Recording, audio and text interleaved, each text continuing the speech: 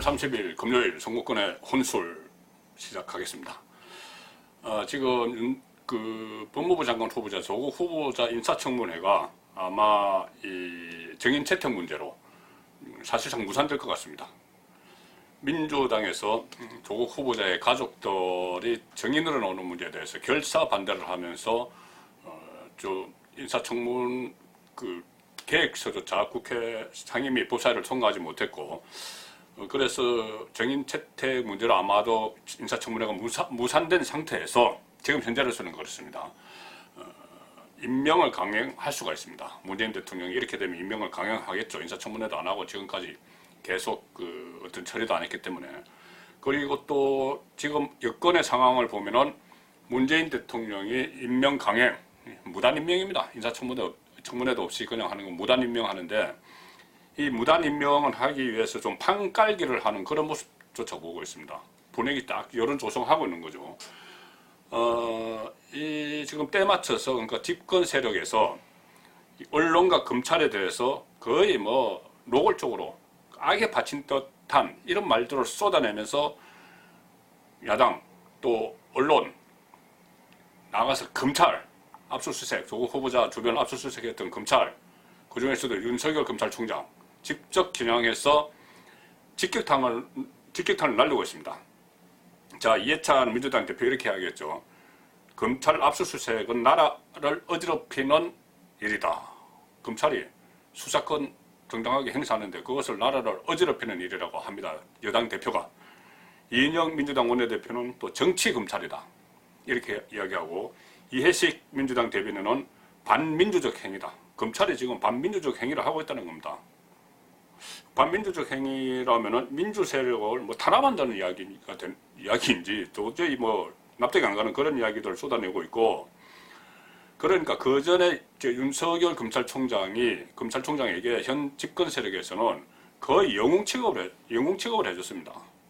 그 국정원 댓글 사건, 거기에 대해서 그 과정에서 사람에게 충성하지 않는다. 그러니까 그다음부터 완전 영웅으로 취급을 했고, 또 최순실 게이트에서 수사팀장을 맡아서 정권을 교체하는데 이력을 담당을 했죠. 윤석열 검찰총장이. 그때도 영웅 대접을 했습니다. 그리고 서울중앙지검장으로 문재인 대통령이 취임하고 나서 서울중앙지검장으로 발탁을 했고, 그 이후 약 2년 동안은 또 과거 보수 정권을 겨냥한 이른바 적폐수사, 총 칼자루를 윤석열 총장이 쥐었습니다. 그때는 정말 영웅이다, 참다운 검사다, 이런 말을 했는데, 또 검찰총장 임명장을 줄 때 문재인 대통령조차도 그렇게 이야기했습니다. 저 살아있는 정권이라도 우리라도 잘못이 있으면은 수사를 철저하게 해야 된다, 이렇게 이야기를 했는데, 실제로 조국 후보자 주변, 그러니까 정권 주변에 권력형 비리 같은 게 나와서 수사에 들어갔다고, 그것을 가지고 나라를 어지럽힌다, 정치검찰이다, 반민주적 행위다, 이런 말들이 쏟아져 나오고 있습니다. 자, 이 정치권에서 보면은, 법여권에서 정치적인 이해관계까지 작용을 하면서 조국 후보자 구하기, 여기에 동참을 하는 그런 모습도 보입니다. 정의당 심상정 대표가 처음에는 그런 말을 했습니다. 조국 후보자 딸 문제 막 불거지고 박탈감 느끼는 청년들 나오고 하니까는 심상정 대표 이렇게 이야기했습니다. 이번 일을 보면서 20대와 30대는 상실감과 분노를, 40대와 50대는 상대적 박탈감을, 60대, 70대는 진보 진영에 대한 혐오를 표출하고 있다. 이렇게 분노를 했는데, 갑자기 검찰이 수사를 시작하니까는 검찰의 조국 압수수색은 명백한 정치행위다, 이렇게 이야기했습니다. 생각이 바뀐 게 아닙니다. 뭐냐 하면은 그 사이에 어떤 일이 있었냐면은 선거법 개정안, 이 윤동영 비례대표제 선거법 개정안은 정의당에게 상당히 유리한 선거법이죠. 만약에 지금 이 상태로 이 선거법이 개정이 되면 정의당이 지금 6석인데 한 15석 이상도 가져갈 수 있다, 이런 말이 나오기 때문에 정의당이 여기에 살을 걸고 있습니다. 이 선거법 개정안을 민주당이 주도를 해서 강행 처리를 했죠. 상임위에서. 정치개혁특위에서 강행 처리를 했습니다. 그러니까 거기에 대해서 고마우니까 하랍을 한다는 것이, 답사를 한다는 것이 이 조국 후보자를 둘러싼 논란에 대해서 입장을 바꿔버린 겁니다. 자, 그리고 이것이 또 한번 제대로 강행 처리하니까 제대로 된 논의도 없이 이 선거법이 통과가 됐는데, 그 선거법이 심상정 대표 발의한 선거법입니다. 그 선거법이 통과됐다고 해서 그렇게 조국 후보자를 비난하다가 갑자기 검찰을 비난을 하는 그런 행태를 보이는 겁니다. 자, 그리고 또 정치권 밖에 있는 친문 인물들도 일제히 여기에 가세를 하고 있습니다.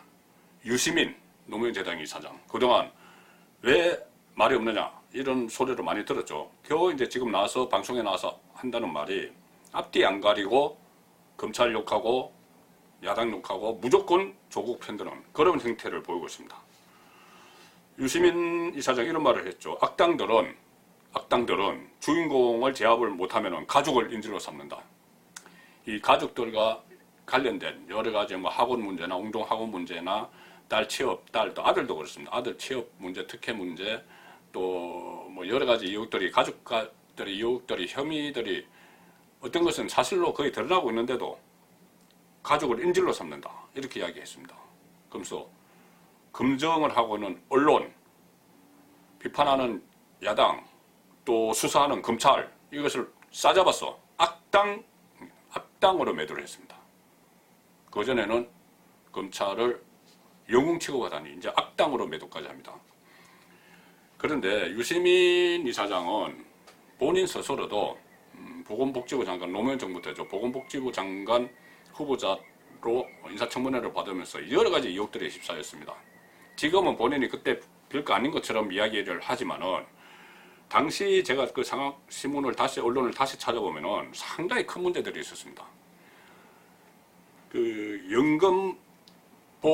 연금보험금을 미납을 했는데 그때 당시 연금개혁이 논란이 되어 있었고, 그 연금보험, 그러니까 국민연금의 주무장관이 보건복지부 장관입니다. 주무장관이 되려는 사람이 국민연금을 상당히 오랜 기간 동안 체납을 했고, 또 배우자가 소득공제를 하면서 소득이 있는데도 마치 소득이 없는 것처럼 변칙 논란, 탈루를 한 그런 논란까지 있었습니다.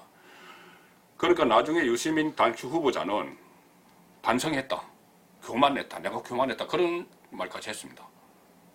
근데 지금 와서는 그때 당시 아무것도 안 해가지고 내가 고초를 받았다, 조국도 마찬가지다, 이렇게 이야기하는 거죠. 그러면은 당시에는 다 거짓말로 사과를 한 게 되는 겁니다. 대통령 아들까지 나섰습니다. 문준용 씨. SNS에 이렇게 이야기했죠. 조국 후보자의 딸을 둘러싼 일련의 상황은 부당한 것이 맞고 필요하면은 목소리도 내야 된다, 조국 후보자가. 이런 이야기를 했습니다. 문준용 씨도 지난 2번의 대선 과정에서 특혜 취업 의혹 논란이 일어났습니다. 특혜 취업. 상당히 그때 그 문제가 심각했습니다. 그 문제를 포함해서 대통령 자녀들의 문제는 제가 내일 토요일에 자세한 말씀을 좀 드릴 게 있습니다. 내일 토요일 날 제가 문준용 씨 이 문제도 좀 더 상세하게 짚어볼 거고요. 자, 지금 청와대와 여당 지도부 또 외곽에 있는 정권 친이그룹 일제히 나서서 아들까지 총동원돼서 조국 구하기를 하고 있는데 왜냐? 왜 갑자기 그동안 유시민, 김재동 이런 사람들 왜 안 나서냐 이런 말들을 했는데 그동안 할 말이 없었죠. 할 말이 없어서 숨죽이고 있었는데 갑자기 일제히 나와서 이 조국 구하기에 나섰습니다. 왜 그렇게 했습니까? 이것은 조국 후보자의 이중성, 또 위선, 이런 문제들이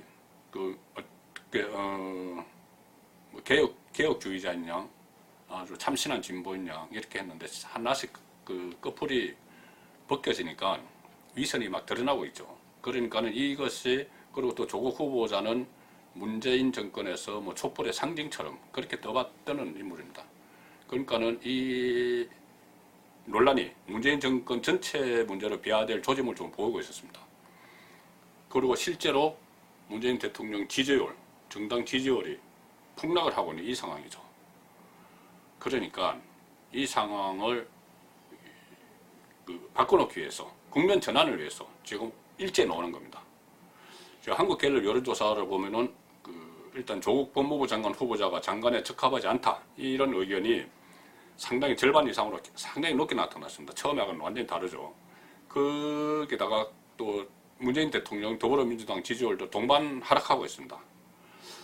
뭐 조국 후보자 뭐 적합성 이것은 여러 가지 조사에서도 다 여러 번 나왔기 때문에 따로 말씀드리지 않고 문재인 대통령 지지율만 봐도 국정 지지율이 전주보다 또 떨어져서 44% 3주 연속 지금 하락을 하고 있습니다. 부정평가는 49%였고요. 그러니까 부정평가가 긍정평가보다 앞선 상황이 계속 이어지고 있는 것이죠. 그리고 특히 이것이 대구 경북, 원래 보수가 많은 대구 경북뿐이 아니고 지금 서울에서 수도권 지역에서 이 문재인 대통령 지지율이 상당히 떨어지고 조국 후보자가 적합하지 않다는 여론이 비등합니다. 이 상황이기 때문에 총선을 앞두고 있는 이 시점에 바짝 긴장해서 이 전세를 한번 역전시켜 보겠다고 나서는 것이죠. 그런데 여론조사, 이것은 지금 여론조사 제가 한국 갤럽 말씀드렸지만은 리얼미터나 다른 여러 가지 여론조사에서 비슷한 결과들이 나오고 있습니다. 그 실망한 국민들이 많이 돌아서고 있죠. 이 여론조사는 민심의 척도입니다. 그러니까 민심이 흉흉해지고 있는데 민심이 흉흉해지면은 민심이 무엇을 원하는지 맞춰서 국정 운영의 방향을 틀어야 됩니다. 가령 예를 들어서 이렇게 조국 후보자에 대한 민심이 안 좋으면 조국 후보자 낙마시켜야죠. 정권에 좀 타격이 가더라도.